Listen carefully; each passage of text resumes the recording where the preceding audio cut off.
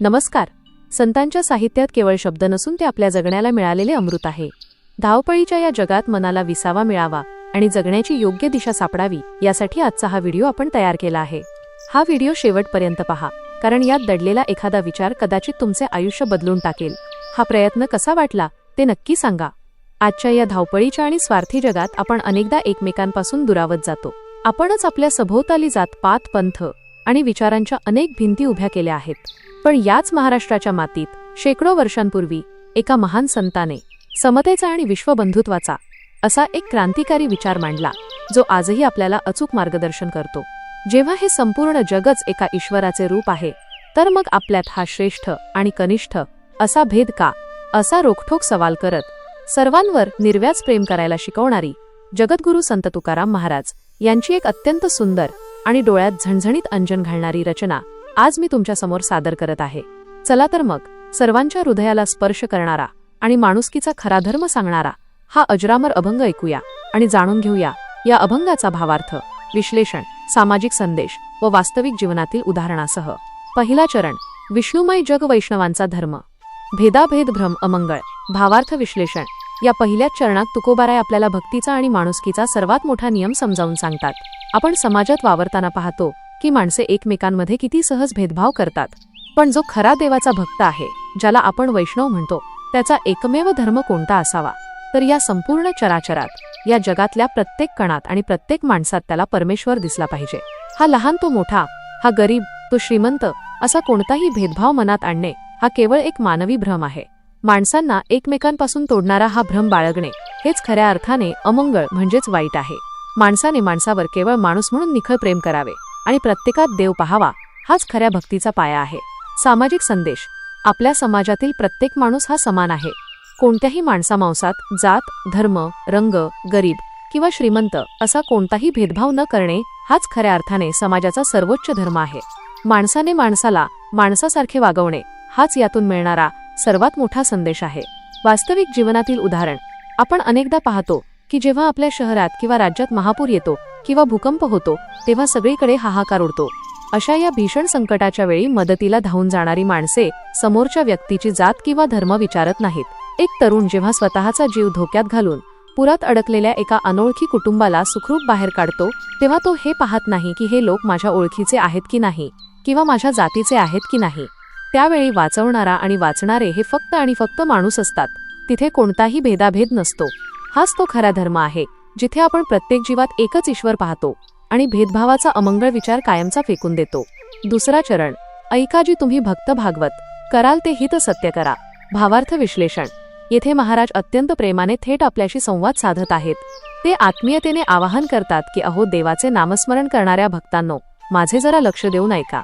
तुम्ही जगात वावरताना जे काही कर्म कराल, जे काही इतरांचे भले किंवा हित कराल, ते अगदी मनापासून आणि सत्यबुद्धीने करा.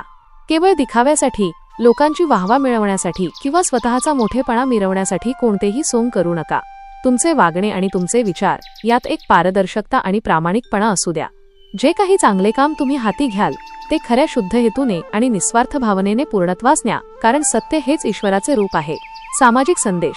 आपण समाजासाठी किंवा दुसऱ्या लोकांसाठी जे काही चांगले काम करू, ते पूर्ण प्रामाणिकपणे आणि सत्याला धरून असावे. स्वतःच्या स्वार्थासाठी, प्रसिद्धीसाठी किंवा केवळ दिखावा करण्यासाठी कोणतेही सोंग करू नये.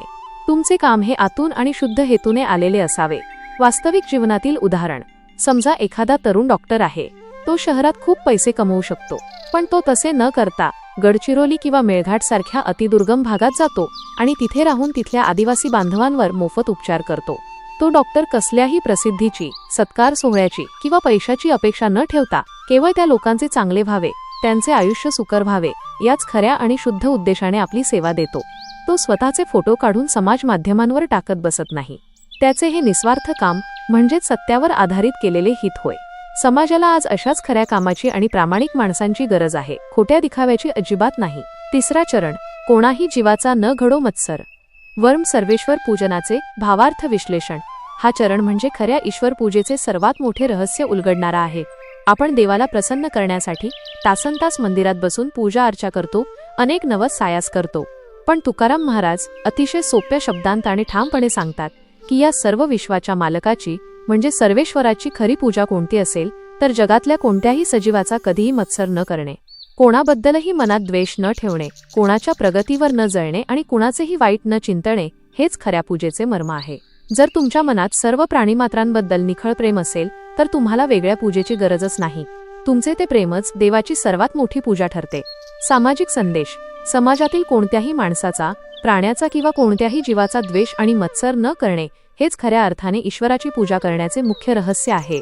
दुसऱ्याच्या प्रगतीवर जळण्यापेक्षा त्यांच्या आनंदात सहभागी होणे हेच निकोप समाजाचे लक्षण आहे. वास्तविक जीवनातील उदाहरण. एका मोठ्या कंपनीच्या कार्यालयात काम करणारे दोन जवळचे सहकारी मित्र आहेत.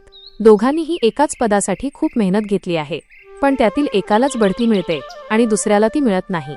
अशावेळी ज्याला बढती मिळाली नाही त्याने दुसऱ्याचा राग करण्याऐवजी, त्याच्याबद्दल इतर कर्मचाऱ्यांसमोर वाईट बोलण्याऐवजी त्याचे मनपूर्वक अभिनंदन करणे खूप महत्त्वाचे असते. त्याच्या यशात आपला आनंद मानणे हे मत्सरापासून दूर राहण्याचे आणि खऱ्या मैत्रीचे उत्तम उदाहरण आहे. तसेच रस्त्यावरील एखाद्या जखमी कुत्र्याला दगड न मारता त्याला प्रेमाने जवळ घेऊन त्याच्यावर उपचार करणारे प्राणीमित्र आपण पाहतो. कोणत्याही जीवाबद्दल मनात राग न ठेवता त्यांच्यावर प्रेम करणे आणि दुसऱ्याचे वाईट न चिंतिणे हीच खऱ्या अर्थाने समाजाची आणि देवाची मोठी पूजा आहे. चौथा चरण. तुका म्हणे एका देहाचे अवयव, सुख दुःख जीव भोग पावे. भावार्थ विश्लेषण. शेवटच्या या चरणात तुकाराम महाराज जगण्याचे एक अत्यंत सुंदर आणि सखोल तत्वज्ञान एका अतिशय साध्या उदाहरणातून समजावून सांगतात. ते म्हणतात, ज्याप्रमाणे आपले शरीर एकच असते आणि हात, पाय, डोळे हे त्याचे वेगवेगळे अवयव असतात, पण जर पायाला काटा मोडला तर दुःख पायाला होत असले तरी डोळ्यातून पाणी येतेच, कारण सुख आणि दुःख भोगणारा आतला जीव एकच असतो. अगदी तसेच आपण सर्व माणसे शरीराने आणि रंगाने वेगवेगळी दिसत असलो तरी आपण सर्व एकाच परमेश्वराचे अंश आहोत. त्यामुळे दुसऱ्याला दुःख झाले की ते आपलेच दुःख आहे असे समजून आपण एकमेकांच्या सुखदुःखात सहभागी झाले पाहिजे. आपण सर्व एकच आहोत ही आत्मीयतेची भावनाच खऱ्या आनंदाचा आणि शांततेचा सर्वोच्च मार्ग आहे. सामाजिक संदेश. आपण सर्वजण एकाच समाजाचे अवयव आहोत. त्यामुळे समाजातील एका घटकाला जरी दुःख झाले तर ते संपूर्ण समाजाला जाणवले पाहिजे. आपल्यात ती माणुसकी, ती सहानुभूती आणि एकजूट असायला हवी. एकाचे दुःख ते सर्वांचे दुःख ही भावना समाजात रुजायला हवी. वास्तविक जीवनातील उदाहरण. कोरोनाच्या जागतिक महामारीच्या काळात आपण सर्वांनी हे अगदी जवळून आणि भयंकर स्वरूपात अनुभवले. जेव्हा समाजातील एका विशिष्ट घटकाला आजाराने घेरले तेव्हा त्याचा परिणाम संपूर्ण देशावर झाला. श्रीमंत असो वा गरीब, कोणीही यातून सुटले नाही, कारण आपण सगळे एकाच साखळीने एकमेकांशी जोडलेले आहोत. पायाला काटा मोडला तर वेदना होऊन डोळ्यांतून पाणी येते. अगदी तसेच जेव्हा हातावर पोट असणाऱ्या मजुरांचे खायला अन्न नसल्यामुळे हाल होत होते तेव्हा अनेक सामान्य माणसांनी स्वतःच्या खिशातील पैसे खर्च करून त्यांच्यासाठी जेवणाची आणि त्यांच्या मूळ गावी जाण्यासाठी प्रवासाची सोय केली. लोकांनी रांगा लावून प्लाझ्मा आणि ऑक्सिजनचे वाटप केले. एकाचे दुःख दुसऱ्याला समजले आणि सगळे मिळून एकजुटीने त्या महाभयंकर संकटाचा सामना करू शकले. आपण सगळे एकाच देहाचे भाग आहोत ही जाणीव तिथे खऱ्या अर्थाने पाहायला मिळाली. युवा पिढीसाठी अभंगाचा संदेश. आजच्या 21व्या शतकातील तरुण पिढीसाठी संत तुकाराम महाराजांचा हा अभंग एक मोठा दीपस्तंभ आहे. आज आपण पाहतो की जग खूप वेगाने पुढे जात आहे, पण या जीवघेण्या स्पर्धेच्या युगात तरुणाई कुठेतरी एकाकी पडताना आणि नैराश्याच्या गर्तेत अडकताना दिसत आहे. अशा वेळी हा अभंग तरुणांना योग्य दिशा दाखवतो. आजच्या काळात धर्माच्या, जातीच्या किंवा आर्थिक स्तराच्या नावाखाली समाजात ज्या भिंती उभ्या केल्या जात आहेत त्या पाडण्याची ताकद फक्त आजच्या तरुणांमध्ये आहे. तुकाराम महाराज आजच्या तरुणांना हेच सांगत आहेत की तुम्ही सर्वांनी जात, धर्म, गरीब, श्रीमंत असे सगळे खोटे भेद विसरून एकत्र आले पाहिजे. माणसाने माणसाशी माणसासारखे वागणे हाच सर्वात मोठा धर्म तरुणांनी पाळला पाहिजे. आजच्या जगात खरी प्रगती तेव्हाच शक्य आहे जेव्हा आपण दुसऱ्याच्या यशाचा मत्सर करणे सोडून देऊ. आजच्या सोशल मीडियाच्या आभासी जगात आपण दुसऱ्याचे यश आणि दुसऱ्याचा आनंद पाहून अनेकदा स्वतःला कमी लेखतो किंवा त्यांचा द्वेष करू लागतो. पण महाराजांच्या सांगण्यानुसार दुसऱ्याचा द्वेष न करणे आणि दुसऱ्याच्या प्रगतीत आनंद मानणे हीच खऱ्या देवाची आणि मानवतेची पूजा आहे. तरुणांनी स्वतःच्या विकासावर लक्ष केंद्रित करावे आणि मत्सरासारख्या नकारात्मक भावनांपासून दूर राहावे. तरुणांनो, तुम्ही जे काही काम कराल, मग ते तुमचे शिक्षण असो, नोकरी असो किंवा स्वतःचा उद्योग असो, तो अत्यंत प्रामाणिकपणे आणि सत्याला धरून करा. कोणत्याही चुकीच्या मार्गाच्या मागे न लागता समाजहिताचा विचार करा. तुम्ही जे काम कराल त्याने समाजाचे हितच साधले गेले पाहिजे असा ठाम निश्चय तरुणांनी केला पाहिजे. आपण सर्व एकाच समाजाचे घटक आहोत याची जाणीव तरुणांनी नेहमी ठेवावी. शरीराच्या एका अवयवाला लागल्यावर जसे सर्वांग ठणकते तसे समाजातील एका घटकाचे नुकसान झाले तर त्याचा फटका भविष्यात संपूर्ण देशाला आणि पर्यायाने आपल्यालाही बसणार आहे. त्यामुळे एकमेकांचे पाय खेचण्यापेक्षा एकमेकांचा हात धरून पुढे जाण्यातच खरी हुशारी आहे.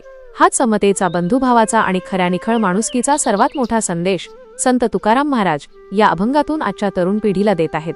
धन्यवाद. सर्वांमध्ये देव पहा, कोणाचाही द्वेष करू नका आणि सर्वांशी प्रेमाने वागा. हा विचार नुसता ऐकायला खूप छान वाटतो, पण तो आचरणात आणणे हीच खरी देवाची भक्ती आहे. जेव्हा मार्ग हरवल्यासारखं वाटतं तेव्हा संतांचे विचारच आपल्याला प्रकाशाकडे नेतात. भावार्थ संतवाणीच्या माध्यमातून आपण हाच प्रकाशाचा प्रवास एकत्र करणार आहोत. तुमचा पाठिंबा आम्हाला नवीन ऊर्जा देतो. कमेंटमध्ये रामकृष्ण हरी लिहायला विसरू नका आणि पुढच्या भागात कोणत्या विषयावर चर्चा करायची ते नक्की सुचवा. पुंडलिक वरदा हरी विठ्ठल. श्री ज्ञानदेव तुकाराम पंढरीनाथ महाराज की जय.